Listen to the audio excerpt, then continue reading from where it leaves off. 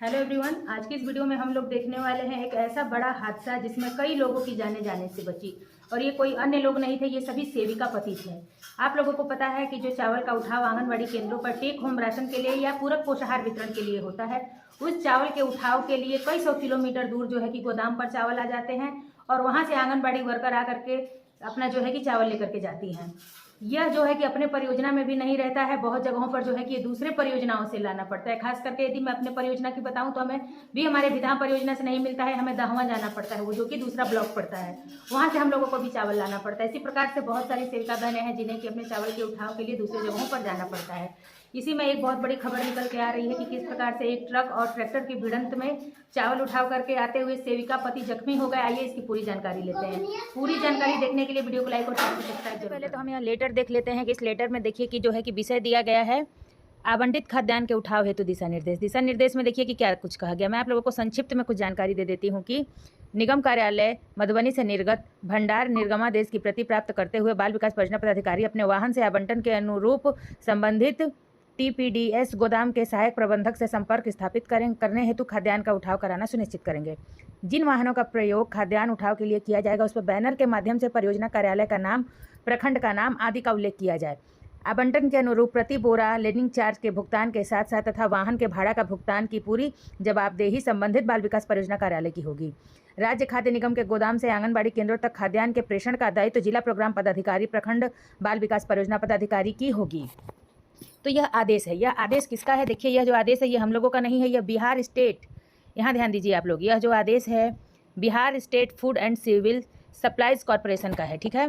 और यह जो है जिला प्रबंधक के लिए यह लेटर लिखा गया है, जिला कार्यक्रम पदाधिकारी, यानी कि यह केवल एक जिले का लेटर है, लेकिन मैं आप लोगों को बता दूं यह समस्त जिले पर लागू है। नियम जो है, नियम सबके लिए एक बराबर होता है। जैसे कि बिहार के किसी भी कोने में आंगनबाड़ी सेविकाओं के 6 उद्देश्य हैं, तो हम भी जहाँ भी हैं हमारे भी 6 उद्देश्य हैं। वो भी जो सेवाएं देती हैं वही सेवाएं हम लोगों को भी देना होता है। उसी प्रकार से यह चावल के उठाव की जो नियमावली है उसी तरह से है। लेकिन आप लोग कमेंट बॉक्स में जरूर बताइएगा कि क्या आपके यहाँ जो है इसी प्रकार की जो इस लेटर में आदेश दिए गए हैं इसी प्रकार से व्यवस्था की जाती है, या जो यह दुर्घटना हुई है इस प्रकार की व्यवस्था आपके यहाँ भी है जिस कारण से यह दुर्घटना हुई है। आइए देख लेते हैं हम लोग की यह दुर्घटना का जो है कि देखिए आप लोग यह तस्वीरें देखिए, यह चावल का बोरा देखिए, यह पहले से ही बोरा पूरी तरह से सड़ा हुआ है। गिरने के साथ ही जो है कि पूरा चावल जमीन पर आप लोगों को पसरे दिख रहा है। देखिए आप लोग, यह देखा आप लोगों ने चावल के बोरा का कारनामा। अब देखिए साथ ही साथ यह सेविका पतियों की दुर्दशा देखिए। यहाँ देखिए जो है कि इनको बोतल चढ़ाया जा रहा है। यहाँ देखिए पूरे पैर पे चोट, हाथ पे चोट। यहाँ देखिए आप लोग, यहाँ भी सेविका पति हैं जो कि बुरी तरह से घायल हैं। यहाँ देखिए आप लोग, यह तस्वीरें इस बात की गवाही देती हैं कि क्या जो लेटर के अनुसार आदेश है कि हमारे सेंटर तक चावल पहुंचाना जिम्मेदारी हमारे पदाधिकारियों की है, या कहीं भी किसी भी ब्लॉक में चावल इकट्ठा गोदाम पर जाकर के लेके आना सेविकाओं की जिम्मेदारी बन गई है। आप बताइए, बहुत जगहों पर तो चलिए सेविका पति हैं तो वो चले गए थे, लेकिन बहुत सारे जगहों पर सेविका पति बाहर रहते हैं। कई के पति जो है कि इस दुनिया में ही नहीं है। बहुत सारी बहनों के जो है कि बच्चे भी बाहर में पढ़ते हैं या बाहर में नौकरी करते हैं। ऐसे में महिलाएं स्वयं सेविकाओं को जाना पड़ता है। उसी तरह से जो है कि गाड़ी अपने पैसे से भाड़ा करना, चाहे ऑटो हो चाहे पिकअप हो, 5-7 सेविकाएं मिल करके उसका अतिरिक्त भाड़ा निर्वहन करती हैं। उसके बाद से जो है कि वह चावल के उठाव करने के लिए जाती हैं।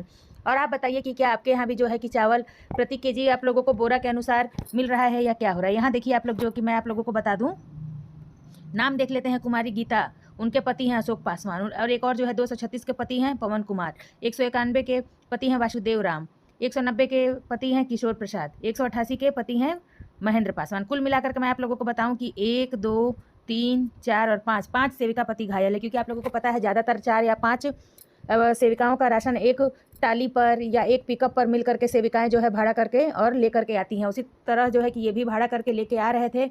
और देखिए कि इसमें जो है कि इस प्रकार की घटना हुई है। घटना में देखिए आप लोगों को क्या लिखा गया है कि बाल विकास परियोजना पदाधिकारी महोदय मोकामा घोसवारी पटना विषय आज के घटना को गंभीर पूर्वक लेते हुए धैर्य प्रदान करने व भविष्य हेतु आवश्यक कार्य का करने के संबंध में महाशय निवेदन पूर्वक करना है कि विषय है कि घोसावारी प्रखंड के पंचायत कुमरा अंतर्गत शहरी गांव में कुल 6 आंगनबाड़ी केंद्र कोड संख्या 188, 89, 190, 191, 236 आज आंगनबाड़ी केंद्र के चावल ले जाने के क्रम में एक अनियंत्रित ट्रक द्वारा धक्का मारे जाने से दुर्घटना हो गई, जिसमें 6 आंगनबाड़ी सेविका के पति महेंद्र पासवान, अशोक पासवान, किशोर प्रसाद, वासुदेव, पवन कुमार घायल है। प्राप्त जानकारी अनुसार महेंद्र पासवान को बाढ़ और पवन कुमार को इलाज हेतु लखीसराय रेफर किया गया है। घटना काफी दुर्भाग्यपूर्ण है।